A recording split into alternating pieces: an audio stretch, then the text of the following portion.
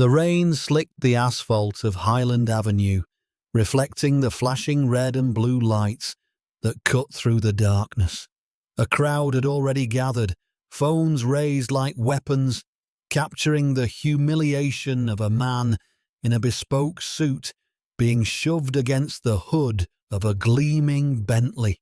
To the aggressive officer, twisting the man's wrist, this was just another thug in a stolen ride.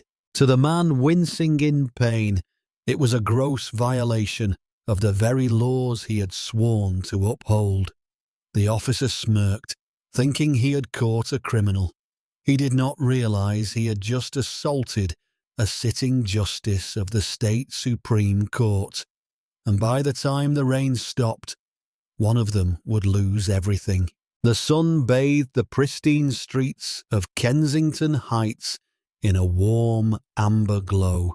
It was the kind of neighborhood where lawns were manicured with surgical precision, and the silence was broken only by the hum of expensive engines. For Theodore Winslow, this quiet was a luxury earned through years of sleepless nights, law library basements, and the relentless pressure of the bench. Theodore adjusted the rearview mirror of the vintage Shelby GT 500. It was a deep midnight blue, a retirement gift to himself, though retirement was a loose term. As a newly appointed justice to the state Supreme Court, his workload had shifted from quantity to gravity. He was not chasing criminals anymore. He was shaping the interpretation of the law itself. He tapped the steering wheel to the rhythm of a jazz track, playing softly from the dashboard. It was his daughter's birthday. In the passenger seat sat a small velvet box containing a diamond pendant, a family heirloom he had picked up from the jeweler just minutes earlier. He pulled the Shelby over to the curb near a high-end bakery on 4th Street. She loved the raspberry tarts from Lady Four, and he intended to clear their shelf. Theodore stepped out of the car, the heavy door shutting with a satisfying mechanical thud. He was a tall man, broad-shouldered, wearing a charcoal wool coat over a navy suit. His hair was peppered with dignified grey, and he moved with the slow, deliberate confidence of a man who rarely needed to rush. As he locked the car, he noticed the patrol cruiser slow down as it passed him. The markings on the side read Oak Creek Police Department. Theodore gave a polite nod, a habit from his days as a prosecutor working closely with law enforcement. The cruiser did not nod back. It braked. The window rolled down, revealing Officer Blaine Crow.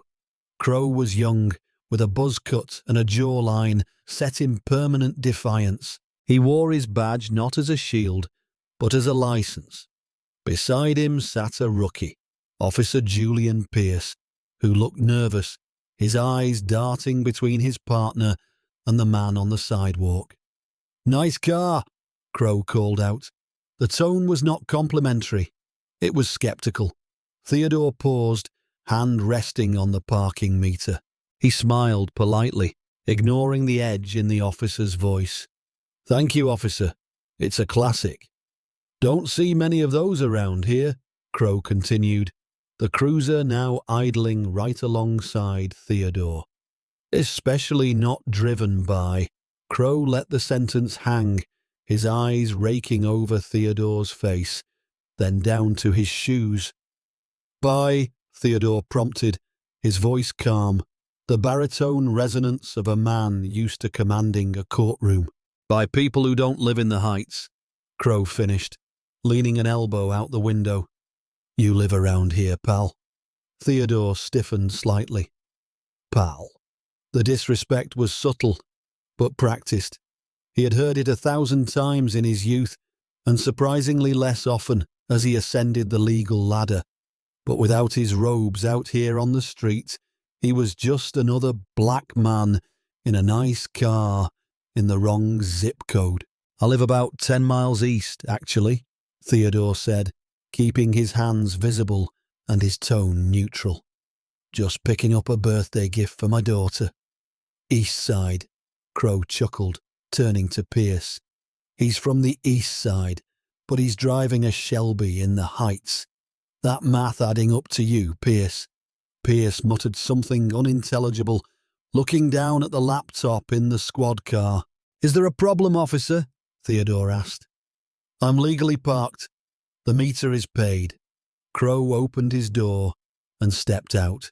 He was not a tall man, but he compensated with a puffed-out chest and a hand resting casually yet threateningly near his holster.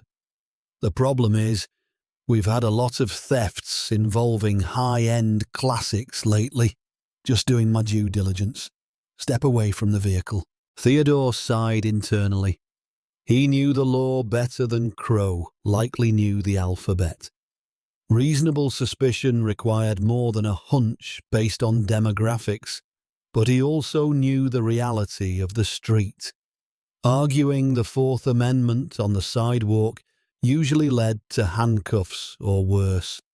The courtroom was for battles. The street was for survival. Officer, this is my vehicle. I have the registration in the glove box. My wallet is in my inside pocket. I am happy to show you my identification. I said step away from the vehicle, Crow barked, his voice jumping an octave. He closed the distance between them, invading Theodore's personal space. Passers-by began to slow down. A woman walking a poodle stopped and stared, clutching her dog tighter. Theodore took a slow step back, raising his hands to chest level, palms open. I am complying. I am simply stating that the identification you need to verify ownership is inside the car. Hands on the hood now, Crow shouted. Officer, there is no need for shouting, Theodore said, his voice dropping to a steely calm. I am an active justice of the state Supreme Court. If you check the plates, you will see the vehicle is registered to me. Crow froze for a split second, then let out a sharp, derisive laugh. A judge? Yeah, right. And I'm the King of England. We got a comedian here, Pierce. Hands on the hood, Your Honour. He grabbed Theodore's shoulder and shoved him. Theodore stumbled forward, his chest hitting the pristine paint of the Shelby. Pain flared in his shoulder, an old tennis injury aggravated by the rough handling. The dignity he wore like armour was being stripped away layer by layer in front of the horrified patrons of the bakery. You are making a mistake, officer, Theodore said, turning his head to look Crow in the eye. A very offensive mistake. Shut up! Crow kicked Theodore's legs apart, patting him down aggressively. He reached into Theodore's pocket and yanked out the wallet, tossing it onto the hood of the car without even opening it. Pierce, run the VIN. Let's see who this guy really stole this from. Theodore closed his eyes, taking a deep breath. He memorized the badge number shining in the sunlight. He memorized the name tag. He memorized the face, the sneer, the arrogance, the utter lack of fear. Crow leaned in close to Theodore's ear, his breath smelling of stale coffee and mints. You think a suit makes you one of them? You think you can just drive into my district and act like you own the place? I see you. I know what you are. And what am I, Officer Crow? Theodore whispered. A suspect, Crow spat. As Pierce typed into the computer, the radio crackled. But Crow was not listening to the radio. He was too busy enjoying the power trip, twisting Theodore's arm behind his back, a little harder than necessary, waiting for the man to resist. Vehicle comes back clear, Pierce's voice wavered from the car. Registered to a Theodore Winslow. No warrants. Clean record. Crow blinked. He looked at the car, then at Theodore. For a second, doubt flickered in his eyes, but his ego smothered it instantly. Fake plates, he muttered. They're getting better at this. Or he stole the identity too. Officer, Theodore said. Look at the ID in the wallet. It's right there. Crow grabbed the wallet, flipping it open. He glanced at the driver's license. Theodore Winslow. Then he saw the second card behind it. A heavy gold-embossed card with the state seal. Justice of the Supreme Court. Crow stared at it. The silence stretched heavy and suffocating. A smart man would have backed away, apologized, dusted Theodore off, and prayed for mercy. But Blaine Crow was not a smart man. He was a man who believed that admitting a mistake was a sign of weakness. He panicked. If he let this guy go now, after roughing him up, he would be in trouble.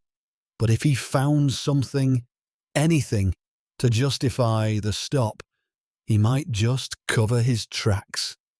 Fake ID, Crow announced loudly, tossing the wallet back onto the hood.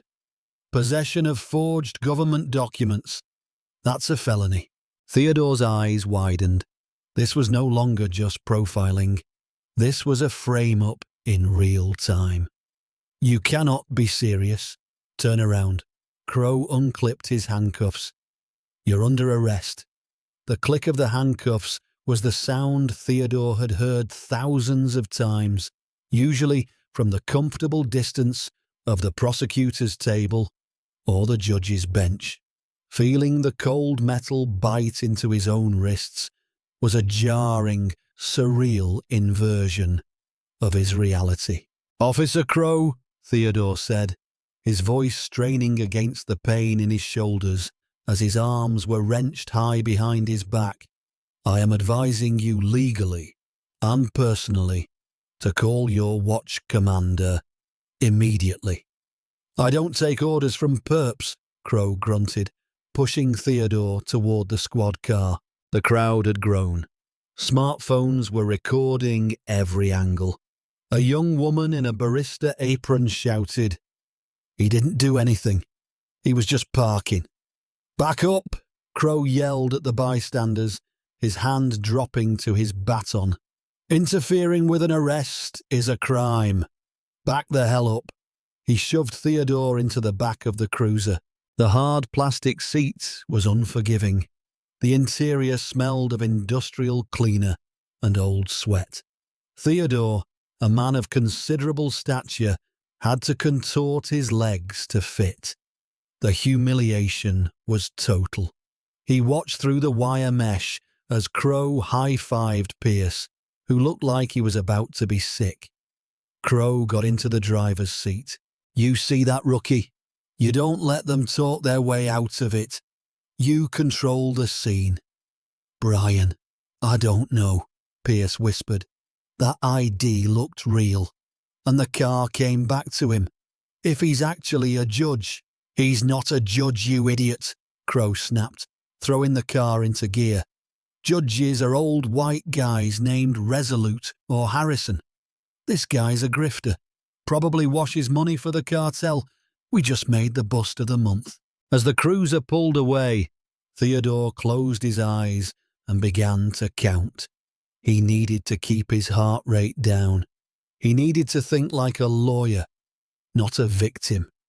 He mentally catalogued every procedural error: lack of probable cause, excessive force, failure to verify identification, failure to Mirandize. The ride to the precinct was a blur of aggressive turns and sudden stops. Crow was driving angrily, perhaps trying to shake the growing pit of anxiety in his own stomach. They arrived at the precinct Sally Port. The heavy garage doors rolled down, sealing them inside the concrete belly of the station. Crow hauled Theodore out of the car. Walk, Crow commanded. They entered the booking area. It was chaotic. An evening in the city meant drunk and disorderly, petty thefts and domestic disputes. The air was thick with noise. Sitting at the booking desk was Sergeant Miles Baxter.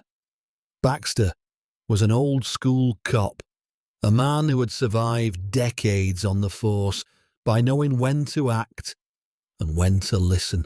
He was sipping lukewarm coffee when Crow marched Theodore in. Baxter looked up. He saw Crow looking flushed and triumphant. Then he looked at the prisoner. Baxter squinted. He put down his coffee cup slowly. "Crow," Baxter said, his voice low. "What do you have here?" "Grand theft auto, possession of forged government documents, resisting arrest," Crow recited, puffing his chest. "Caught him with a stolen Shelby GT 500. Had a fake ID saying he was some kind of Supreme Court justice." The booking room went quiet. The other officers paused their conversations. Baxter stood up. He walked around the desk, his eyes fixed on Theodore. He looked at the tailored suit, now rumpled and dusty. He looked at the expensive watch on Theodore's wrist. But mostly, he looked at Theodore's face. Baxter had testified in court hundreds of times. He knew the judges. He knew the prosecutors. "Unlock him," Baxter said. "What?" Crow blinked. "Sarge, this guy's dangerous. I said unlock him now," Baxter roared, the sound echoing off the concrete walls. Crow jumped. He fumbled for his keys. "Sarge, I'm telling you, the ID is fake." "He claims to be Justice Theodore Winslow," Baxter finished the sentence. "Appointed to the state Supreme Court, formerly the district attorney for reckless homicide cases. The man who put away the gang leaders in the Operation Ironclad bust." Crow's key froze in the lock. The colour drained from his face so fast it looked like he might faint. You know him." "Every cop worth his badge knows him, Crow," Baxter said, his voice trembling with suppressed rage. "Because he's the one who signs the warrants for the biggest cases in this state." The cuffs clicked open. Theodore rubbed his wrists, grimacing. Deep red welts had formed where the metal had dug in. He straightened his coat, dusting off the shoulder where Crow had shoved him. Theodore looked at Baxter. "Thank you, Sergeant." "Your Honor," Baxter said, snapping to attention. "I cannot apologize enough. I don't know what this officer was thinking." "He wasn't thinking, Sergeant," Theodore said calmly, but his eyes were burning with cold fire. He turned his gaze slowly toward Crow. Crow was backing away, his hand shaking. I didn't know. You didn't look like... the car. You didn't look like a judge." Theodore stepped closer. The booking room was dead silent. "What does a judge look like, Officer Crow? Do we have a uniform we must wear to the bakery? Or is it that you simply couldn't conceive that a black man could earn this life without stealing it?" "I was just doing my job," Crow stammered, falling back on the only defense he knew. "I have the right to investigate suspicious activity." "Suspicious activity," Theodore repeated. "Driving while black in a wealthier neighborhood? Is that the code for it in your logbook?" I thought the ID was fake," Crow pleaded, looking to Baxter for help. But Baxter was staring at him with a look of pure disgust. "You didn't check it," Theodore said. "You threw my wallet on the hood. You assumed, and when you realized you might be wrong, you doubled down. You tried to charge me with a felony to cover your own incompetence." Theodore reached into his pocket and pulled out his phone, which Crow had thankfully missed during the pat-down. The screen was cracked. "Sergeant Baxter," Theodore said, not breaking eye contact with Crow. "I need to make a call, not for bail, but to the chief of police, and then to the district attorney." "Yes, Your Honor."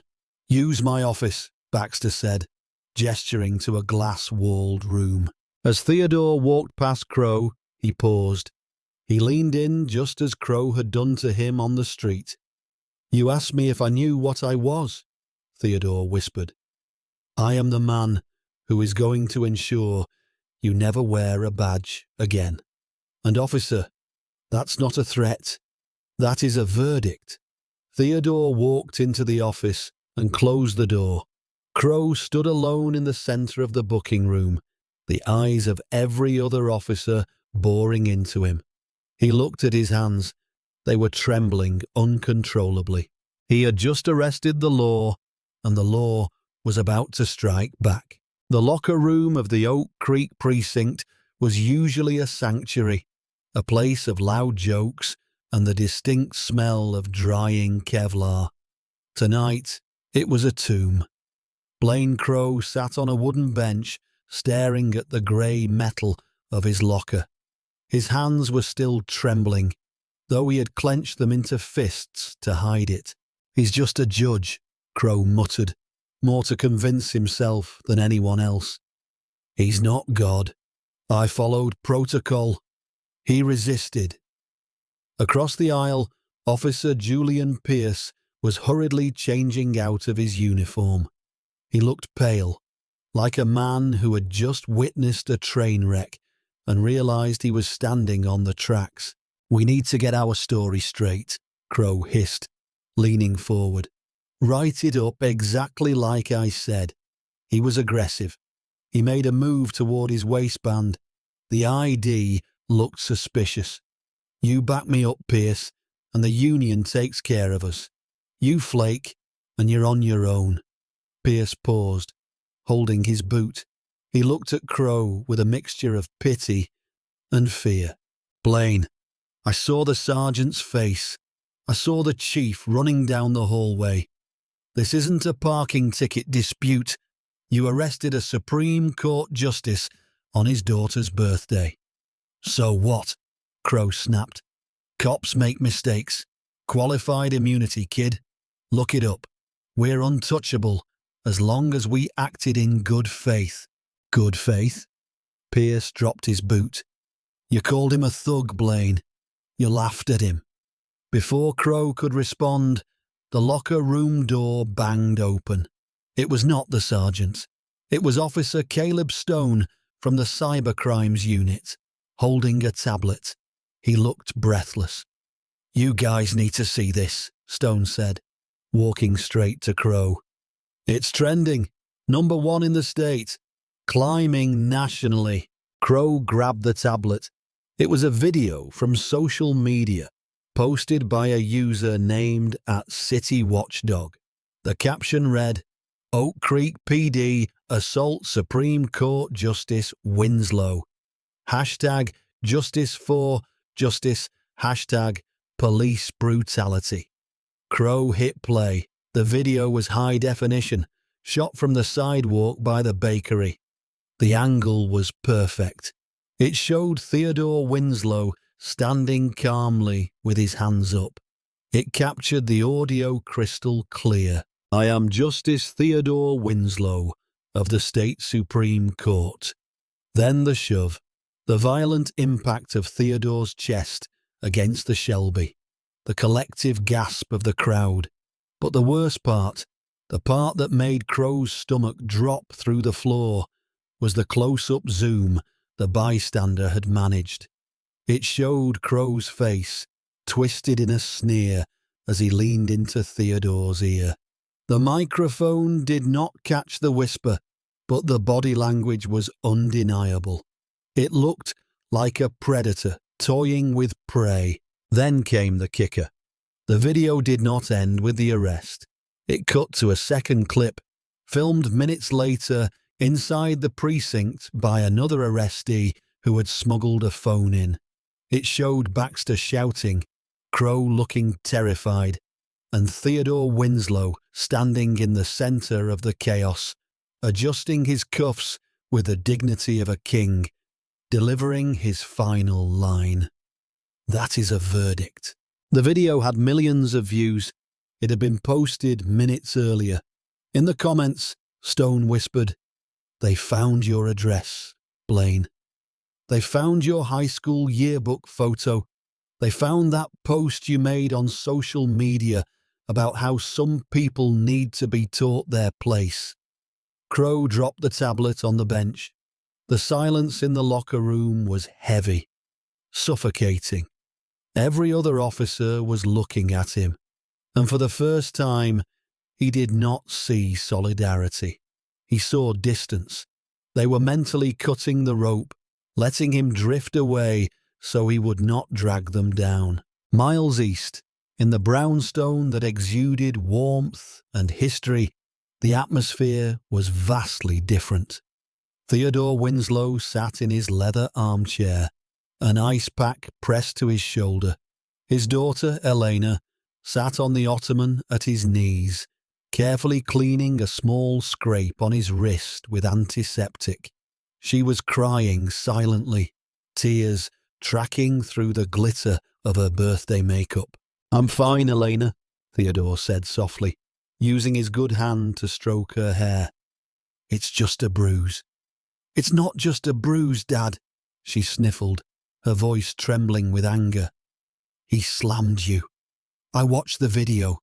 He looked at you like you were nothing." "I am something," Theodore corrected her gently. "And that is why this is going to matter. If he had done this to a boy from the projects, to someone without a voice, it would be their word against his. The report would say, 'Suspect resisted,' and that would be the end of it." Theodore looked at the fireplace, his eyes hardening. But he chose the wrong man. He chose a man who knows how the machine works because he helped build it. The doorbell rang. It was aggressive, insistent. Elena jumped up, but Theodore signaled her to stay. "I'll get it." He walked to the door, still in his vest and slacks, the ice pack in hand. He checked the peephole. Standing on his porch was Chief of Police Elias Thornton, accompanied by the Mayor Sophia Grant. Theodore opened the door. "Justice Winslow," Mayor Grant began, stepping forward with a practiced look of concern. "We came as soon as we saw the news. This is a catastrophe, a terrible misunderstanding." "Misunderstanding?" Theodore repeated the word, tasting it like spoiled milk. "Come in." He led them to the study. He did not offer them a seat. He did not offer them a drink. He stood by the fireplace, towering over them. "We are prepared to issue a formal apology immediately," Chief Thornton said, wringing his hat in his hands. He was a political creature, a man who survived by balancing budgets and public opinion. Right now, his scales were tipping dangerously. "Officer Crow has been placed on administrative leave pending an investigation." "Paid leave," Theodore noted. "Standard protocol, Your Honor," Thornton said quickly. "Union rules. We can't fire him without due process." "Due process?" Theodore mused. "Interesting. Tell me, Chief, where was my due process when I was slammed onto the hood of my car? Where was the probable cause? Where was the articulable suspicion?" "He made a mistake," the mayor interjected. "A grave one. But Theodore, Justice Winslow, we have to think about the city. The tension is already high.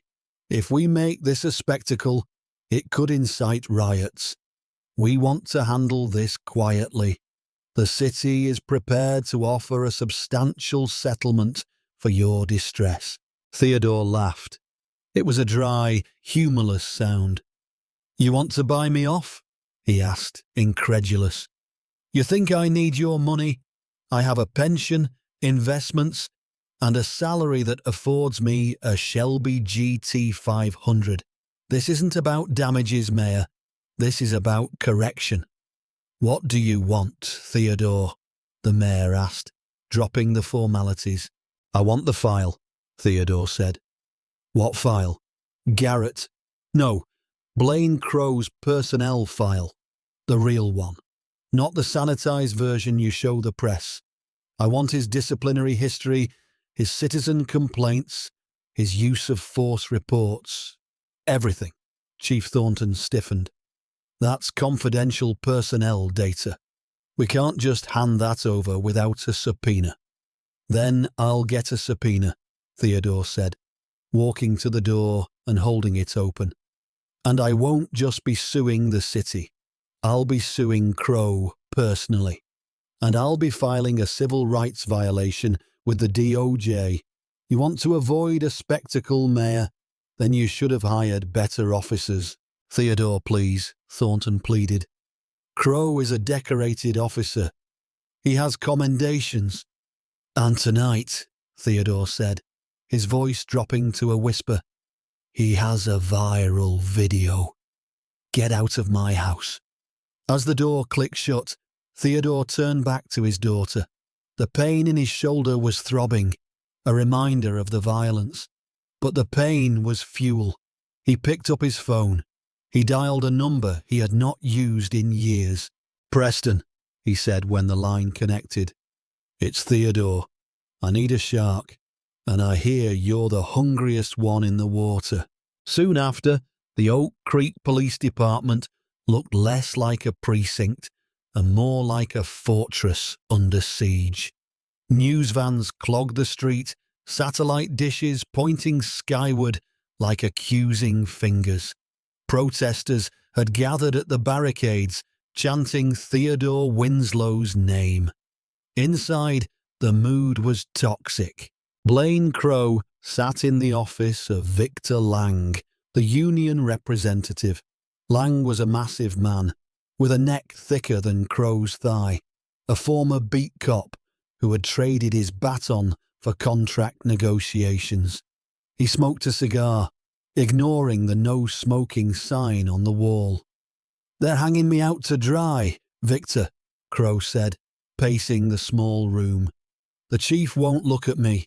The guys in the squad room stop talking when I walk in. You got to fix this." Lang exhaled a cloud of grey smoke. "Sit down, Blaine.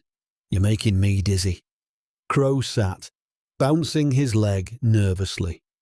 "Here's the situation," Lang grunted. "The mayor wants your head on a spike to appease the mob. The chief is trying to save his own pension. But the union, we protect our own. The blue wall, right?" "Right," Crow said, clutching at the hope. "However," Lang leaned in, "you made it real hard, kid. You assaulted a Supreme Court justice. Do you know how many judges I play golf with? None. Because they hate us, but they fear us. You just took away the fear and replaced it with anger. It was a mistake. I thought the ID was fake. Doesn't matter what you thought. It matters what can be proven. Now, internal affairs is involved. Lieutenant Elise Thornton. She's a nightmare. She doesn't care about the Brotherhood. She cares about the rule book." "What do I do?" Crow asked, his voice cracking. "You shut up," Lang said. "You don't talk to the press. You don't talk to your buddies. You stay home. You collect your check, and you let me delay this. We delay until the news cycle moves on to the next tragedy. Then we negotiate a suspension, maybe a transfer to a quiet district. We can save your job, Blaine, but you have to be invisible." Crow nodded, feeling a wave of relief. The union had his back. The system was designed to protect him. He just had to wait it out. But Theodore Winslow had no intention of letting the clock run out. In the days that followed, Theodore stood on the steps of the courthouse. He was not wearing his judicial robes. He was wearing a sharp three-piece navy suit. Beside him stood Preston Hale, a personal injury attorney known for destroying corporations and insurance companies. Preston was short, bald, and had a smile that looked like a jagged rift in concrete. A sea of microphones was thrust toward them. "Ladies and gentlemen," Preston Hale projected his voice, cutting through the chatter. "We are not here to announce a lawsuit against the city of Oak Creek. That is expected. That is boring." The reporters leaned in. "We are here," Preston continued, gesturing to Theodore, "to announce the filing of a civil suit against Blaine Crow as an individual. We are suing for malicious prosecution, assault, battery, and defamation of character. We are seeking punitive damages that will ensure Mr. Crow never owns so much as a bicycle again, let alone a home." A murmur went through the crowd. Suing a cop personally was rare. Winning was even rarer, thanks to qualified immunity. Theodore stepped forward to the microphone. The cameras flashed, a strobe light of attention. "For years," Theodore began, his voice calm and resonant, "I have sat on the bench and listened to officers testify. I have given them the benefit of the doubt. I believed that while the system was flawed, the individuals were largely honourable." He paused, looking directly into the lens of the nearest camera. "But honour is not a shield for brutality.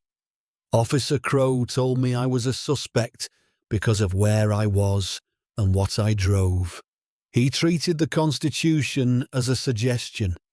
He believed his badge gave him the right to be judge, jury, and executioner on the side of the road." Theodore held up a manila folder. "My attorney has just filed a motion for discovery, and thanks to a brave whistleblower within the department, we already have a starting point." This was the bluff. Or was it? The look in Theodore's eyes suggested he held aces. "We have received information regarding Officer Crow's stellar record," Theodore said. "Complaint, excessive force against a teenager, dismissed. Complaint, racial profiling during a traffic stop, dismissed. Complaint, falsifying a police report, suspended for 1 day." The crowd gasped. The reporters were typing furiously. "The city knew," Theodore said, his voice rising. "The chief knew, and they kept him on the street. They gave him a gun and a badge and told him he was above the law. Well, today I am dragging him back down to earth." Back at his house, Blaine Crow was watching the press conference on his living room TV. His face was grey. "Where did he get that?" Crow whispered. "Those files are sealed. Lang said they were sealed." His phone rang. It was Lang. "Blaine," the union rep's voice was tight. "We have a problem. He has my record, Victor. He's reading it on live TV." "I know. I'm watching. Listen to me. The chief is furious. The mayor is panicking. That whistleblower comment, it spooked everyone. They're looking for a leak." "You said you'd protect me," Crow shouted. "I said I'd protect your job," Lang snapped. "I can't protect you from a civil shark like Preston Hale. If he pierces qualified immunity, Blaine, the union isn't going to pay your legal bills for a personal lawsuit. That's on you." "What? I don't have that kind of money. I have a mortgage. I have a truck payment." "Then you better pray the city settles fast. But looking at Justice Winslow, I don't think he wants money. I think he wants blood." The line went dead. Crow dropped the phone. He looked out his window. A news van was pulling up to the curb of his house. They had found him. He ran to the blinds and snapped them shut, his heart hammering against his ribs like a trapped bird. For the first time in his life, Blaine Crow felt exactly what Theodore Winslow had felt on that sidewalk. Helpless, surrounded, and guilty until proven innocent. Later that evening, in the sleek, glass-walled conference room of Preston Hale's firm, Theodore sat looking at a whiteboard covered in names and dates. Whistleblower was a nice touch, Preston grinned, pouring 2 fingers of scotch. Did we actually have one? Not yet, Theodore said, taking the glass. But Pierce looked like he was about to vomit in the booking room. He's the crack in the dam. We just need to apply pressure. You want to depose the rookie? Preston asked. No, Theodore said, staring at the photo of Crow on the board. I want to depose the chief. I want to put Thornton under oath and ask him why he signed off on Crow's retention after the falsified report. I want to make the city choose, save the chief or sacrifice Crow. That's dangerous, Theodore.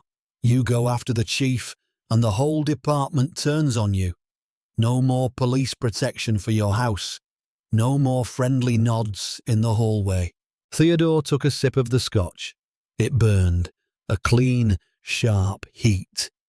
I don't want their protection, Preston. I want their accountability. Theodore pulled a document from his briefcase. It was not a legal filing. It was a letter of resignation from the Supreme Court. You're stepping down, Preston asked, shocked. If I stay on the bench, they'll say I'm using my office to influence the case. They'll call it a conflict of interest, Theodore said. I'm retiring. I'm going to fight this as a private citizen. I'm going to strip away every excuse they have. You're giving up your legacy, Preston warned. No. Theodore stood up, walking to the window overlooking the city lights. I'm securing it. Just then, Preston's paralegal knocked on the door. She looked pale. Mr. Hale, Justice Winslow, you need to see this. It's breaking news. She turned on the wall monitor. The banner at the bottom of the screen read, Evidence missing in Crow case. The reporters stood outside the precinct. Sources inside the Oak Creek PD confirmed that the body cam footage from Officer Crow's camera is corrupted and unrecoverable. Additionally, the dash cam footage from the cruiser has been reported as malfunctioning during the time of the arrest. Preston slammed his hand on the table. They erased it. They actually erased it. Theodore did not slam the table. He did not shout.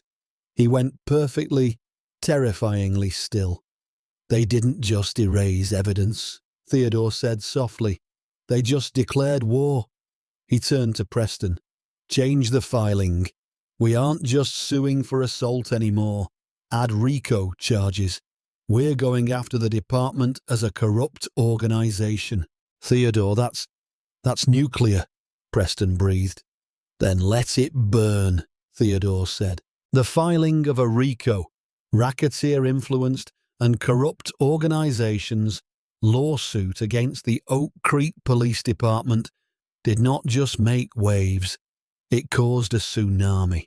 The allegation was no longer that one bad apple had spoiled the bunch, but that the barrel itself was rotten, designed to protect the wrong at the expense of the public. Theodore Winslow sat in the deposition room, his posture rigid. Across the mahogany table sat Officer Julian Pierce. The rookie looked like he had not slept in a week. His uniform, usually crisp, hung loosely on his frame. Beside him was a union attorney, a slick man named Pinter, who kept whispering, "I object," before questions were even finished. "Officer Pierce," Preston Hale began, pacing slowly behind Theodore's chair, "you are under oath. You understand that perjury is a felony punishable by up to 5 years in prison." "I do." Pierce's voice was a ghost of a sound. Good. Now, let's talk about the body camera footage. The official report states that both yours and Officer Crow's cameras malfunctioned simultaneously. A statistical impossibility, wouldn't you agree? Objection. Calls for speculation, Pinter barked. I'll rephrase, Preston smiled, a predator showing teeth. Did you turn off your camera, Officer Pierce? Pierce looked at Pinter, then at the table, then at Theodore. Theodore was not looking at him with anger. He was looking at him with expectation. It was the look Theodore used to give witnesses in his courtroom, a look that said the truth is the only raft you have left. No, Pierce whispered. I didn't turn it off. Then why is there no footage? Because, Pierce swallowed hard, his Adam's apple bobbing. Because after we booked the suspect, Justice Winslow, Crow took my camera. He said he needed to upload the data for the report. That's standard procedure. The senior officer handles the upload. And did you see him upload it? I saw him go into the server room, Pierce said, sweat beading on his forehead. But he was in there a long time, and he wasn't alone. The room went deadly silent. Even Pinter stopped scribbling on his notepad. Who was with him, officer? Theodore asked. It was the first time he had spoken. His voice was low, commanding. Pinter slammed his hand down. My client is not required to answer. He is required to answer facts witnessed, Preston roared. Who was in the room, Pierce? Pierce closed his eyes. He was young. He had joined the force to help people. Now he was being asked to bury his career, to save a man he despised. He looked at Theodore, the man whose life they had tried to ruin. He saw the dignity there. Then he thought of Crow's arrogance, the way Crow called him idiot and forced him to be an accomplice. Chief Thornton, Pierce said. Pinter dropped his pen. Chief Thornton was in the server room with Crow, Preston clarified, his voice trembling with the magnitude of the admission. Yes, I saw them through the glass partition. Crow was typing. The chief was standing over him, watching the screen. They were laughing. Laughing, Theodore repeated, a cold fury rising in his chest. Yeah, like they were getting away with something. When Crow came out, he handed me my camera and said, glitch in the system, kid. Happens all the time. Just write in the report that the battery died. And did you write that? Yes. Pierce began to cry, silent tears tracking down his cheeks. I was scared. Crow said if I didn't back him, the union would leave me to the wolves. He said, blue bleeds for blue. Preston leaned in close. Well, Officer Pierce, today you just applied a tourniquet to yourself and let them bleed out. Thank you. The leak of the deposition transcript was instantaneous. Within hours, Chief Thornton was trending globally. The narrative shifted violently. It was no longer about a racist cop. It was about a conspiracy reaching the highest levels of city power.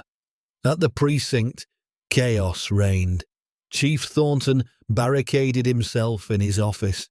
The mayor, seeing the political fallout, publicly called for an independent investigation by the state attorney general, a move designed to distance herself from the sinking ship. But for Blaine Crow, the walls were closing in fastest. He sat in his living room, the blinds drawn, surrounded by empty beer cans. His phone had stopped ringing. Lang, the union rep, was not answering texts. The blue wall had not just cracked, it had dissolved, leaving him exposed. Then a knock at the door, not the polite knock of a neighbour, but the heavy, authoritative pound of law enforcement. Crow stumbled to the door, peering through the peephole. It was not the local PD, it was the state police. And in the driveway, a black SUV with federal plates. The FBI. He opened the door. Blaine Crow, a tall agent in a windbreaker, flashed a badge. I'm Agent Dominic Hale, FBI Civil Rights Division. We have a warrant for your arrest. Arrest? Crow laughed, a hysterical, broken sound. For what? A traffic stop? For deprivation of rights under colour of law, conspiracy to obstruct justice, and tampering with evidence, the agent recited. And Mr. Crow, your partner, Pierce, just gave us the hard drive from his home computer. Crow froze. He didn't just trust the server. The agent smirked. The kid made a local backup of his cam footage before he handed the camera to you. He figured you might try something. Turns out he was the only smart cop in the building. Crow felt his knees give way. The glitch was not a glitch. The evidence existed. The video of him shoving a Supreme Court justice, the audio of his slur, the footage of him deleting files with the chief. It was all there. Turn around, the agent commanded. Crow turned. The handcuffs clicked shut. They felt tighter than the ones he had put on Theodore. They felt permanent. The trial of the people versus Blaine Crow and Winslow versus the city of Oak Creek became the most watched legal event of the decade. It was not held in the local courthouse. The venue was moved to the state capitol to ensure an impartial jury, though finding anyone who had not seen the viral video was nearly impossible. Theodore Winslow sat in the front row. He was no longer a justice. He had resigned as promised to pursue this fight without the shackles of judicial ethics. He sat as a private citizen, a father, and a black man who refused to be a victim. The prosecution, led by a ruthless assistant U.S. attorney, played the recovered footage on a massive screen. The courtroom watched in stunned silence. They saw the Shelby pull over. They heard the jazz music. They saw Crow's sneer. You think a suit makes you one of them. The jury flinched at the sound of Theodore's body hitting the car, but the damning blow was the second video, the security footage from the server room, recovered by FBI forensics from the ghost data of the hard drive. It showed Crow and Chief Thornton standing over the terminal. Delete it all. Thornton's voice was captured on the internal mic of the server tower, a fail-safe they did not know existed. Wipe it. If this gets out, the mayor will have my badge. Make him look like an aggressor in the report. We'll bury him in paperwork until he pleads out. Crow on screen laughed. Don't worry, Chief. Who's going to believe a boy from the East Side over a decorated officer? In the courtroom, the real Blaine Crow slumped in his chair. He looked small. The arrogance had evaporated, leaving behind a terrified man in a cheap suit that did not fit. He refused to look at the jury. He refused to look at Theodore. When Theodore took the stand, the atmosphere shifted. He did not speak with anger. He spoke with the precise, devastating clarity of a man who had spent his life interpreting the truth. Mr. Winslow, the defense attorney tried, his voice shaky. Is it not true that you were argumentative, that you refused to comply with a lawful order? Theodore adjusted his glasses. An order based on an unlawful premise is not lawful, counselor. It is tyranny disguised as procedure. Officer Crow did not stop me because I committed a crime. He stopped me because he could not reconcile my existence with his prejudice.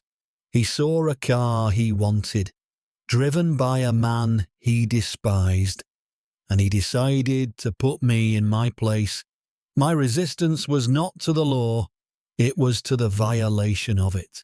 The jury nodded. The defense attorney sat down, defeated. Then came the turn of the chief. Thornton had cut a deal. In exchange for a lighter sentence, he testified against Crow. He painted Crow as a loose cannon, a rogue cop who had manipulated the situation.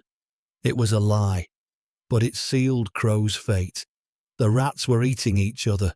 The verdict came back in hours, guilty on all counts, but the criminal conviction was only the first hammer to fall. The second was the civil judgment. The jury in Theodore's civil suit did not just want to compensate him. They wanted to send a message to every precinct in the country. They awarded Theodore millions in compensatory damages from the city. But against Blaine Crow personally, they awarded millions more. Crow did not have millions. He did not have thousands. After the verdict was read, Theodore walked over to the defense table. The bailiffs tensed, but Theodore raised a hand. He leaned down to Crow, who was weeping with his head in his hands. "Look at me," Theodore said. Crow looked up. His eyes were red, hollow. "You asked me on the street if I knew who I was," Theodore said softly. "I'm the man who just took your freedom. And now I'm the man who owns your future. Every paycheck you ever earn, every asset you ever acquire belongs to me until that debt is paid. You will never have a moment of financial peace again." "I'm sorry," Crow choked out. "I'm so sorry." "I know," Theodore said, standing up and buttoning his jacket. "But apologies don't erase records, Mr. Crow. Only justice does." Later, the rain slicked the pavement of Highland Avenue once more. But the flashing lights were gone. The bakery was warm and inviting. Theodore Winslow sat at a window table at Lady 4, sharing a raspberry tart with his daughter, Eleanor. "How does it feel?" Eleanor asked, noticing her father staring out at the spot where he had been arrested. "Quiet," Theodore smiled. "Peaceful." The fallout had been absolute. Chief Thornton was serving years in federal prison. The mayor had resigned in disgrace. The Oak Creek Police Department was under a federal consent decree, forcing a complete overhaul of their hiring and training practices. And Blaine Crow? Theodore took a sip of his coffee. He reached into his briefcase and pulled out a letter he had received that morning from his asset recovery team. Crow was out on bail, pending appeal, but his life was over. The letter confirmed the seizure of Crow's assets to satisfy the judgment. His truck was gone. His boat was gone. His house in the suburbs had been foreclosed on and sold at auction. The proceeds had been deposited into a trust. Theodore had not kept a dime. He had used the millions from the city and every cent squeezed from Crow to start the Winslow Legal Defense Fund, a non-profit dedicated to providing top-tier legal representation for victims of police misconduct who could not afford a lawyer. "Dad," Elena said, pointing out the window. "Look." Across the street, a man in a neon vest was picking up trash along the curb as part of a court-mandated community service crew. He looked aged, gaunt. He stabbed a piece of wet paper with a spiked stick, his movements sluggish and defeated. It was Blaine Crow. A luxury car drove by, a black Mercedes. The driver, a young black man, honked at Crow to get out of the road. Crow flinched, stepping back into a puddle, soaking his boots. He looked up, anger flashing in his eyes for a second before he remembered where he was. He looked down, humbled. and stepped back onto the sidewalk. Theodore watched him. There was no joy in the sight, only a grim satisfaction that the scales had balanced. "He looks miserable," Elena said. "He looks accountable," Theodore corrected. He turned back to his daughter. "Finish your tart. We have a board meeting for the foundation. There are a lot of people who need our help." Theodore stood up. He walked out of the bakery, head held high. He walked to his car, not the Shelby, which he had auctioned off for charity, but a sensible sedan. He did not need the flashy car anymore. He did not need the title of justice. He unlocked the door, paused, and looked at the sky. The storm had passed. The air was clean. As he drove away, he passed Crow one last time. Crow looked up, locking eyes with Theodore through the glass. There was no sneer this time, no arrogance, just the haunting recognition of a man who had challenged a giant and been crushed by the weight of his own hubris. Theodore did not nod. He did not smile. He simply kept driving, moving forward, leaving the past in the rearview mirror where it belonged. The system was still broken. The world was still unfair. But on this street, in this city, for this one moment, justice had been served. The downfall of Blaine Crow was not just a legal victory. It was a rebalancing of the universe. He lost his badge, his freedom, and his future because he underestimated the dignity of the man he tried to oppress. Theodore Winslow proved that while the badge represents power, the law represents truth. And when the two clash, the truth must win. Crow is now paying for his arrogance every single day, cleaning the very streets he used to terrorize, while the money from his liquidated life funds the defense of the people he used to target. It is a harsh lesson, but a necessary one. Karma does not possess a badge, and it does not need a warrant. If you enjoyed this story of justice served cold, please hit that like button. It really helps the channel grow. Do not forget to share this video with someone who needs to see karma in action, and subscribe for more dramatic stories of underdogs fighting back. See you in the next one.